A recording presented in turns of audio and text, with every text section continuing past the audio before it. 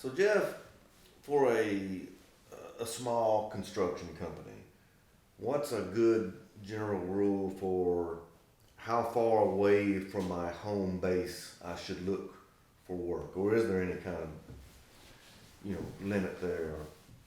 Yeah, there's a limit, but you've always, if you're in business and the market is dried up in your general vicinity, you've got to look for work outside your area that you normally work in.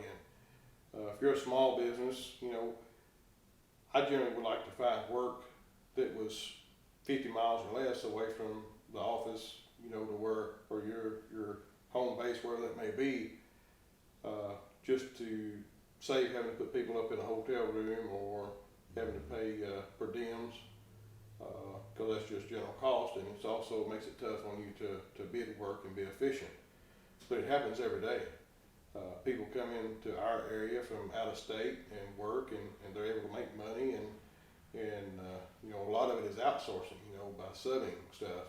So if you're going to go out of your comfort zone, a lot of times it's better to find local contractors that can do the job at a reasonable rate, and you make a profit off of it versus actually putting your men up and shipping your men off somewhere else to do that.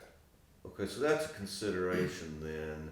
I guess the more labor you can hire in that area, the farther that allows you to go, because you don't have to bring your whole company. If you can send one man and build a crew around that one man, you're a lot better off.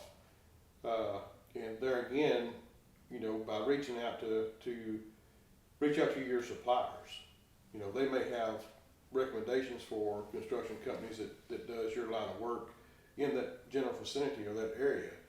Most of your suppliers, they've got different markets scattered around, like in the southeast, southwest, wherever you may be. Most of your suppliers have multiple locations, so they're going to have access. Reach out to your suppliers you have good working relationships with. So, hey, I'm looking at a project in this area. Do you have any good recommendations for contractors that can do this work that would be willing to give me a sub bid? And I would also recommend in a bidding process to reach out to them and get a quote before you ever bid this project, because it's hard to get someone to get inside your budget after you bid a project. Right. Would that be your first recommended strategy for trying to do farther off jobs, to try to find subcontractors in that area that can help you do jobs versus first looking at it from, well, I've got to take all my people and equipment then? But, and there again, it depends on how much work you have. If you're able to keep your people busy, then yes, I would definitely look at subbing, something out.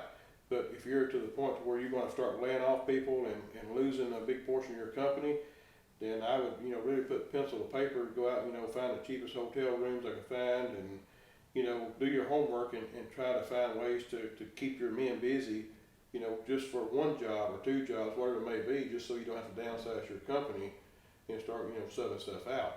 But yes, there's multiple ways to look at it. If you have work for your men, then most definitely, if I was looking for something out of my area, I would look for sub bids. But if I didn't have anything for my men to do, then I would try to figure out some way that I could make it feasible. And most time you've got to increase production. Is the only way to make it pan out. Right. Good tips, Jeff. Appreciate it. All right, Jerry, thank you.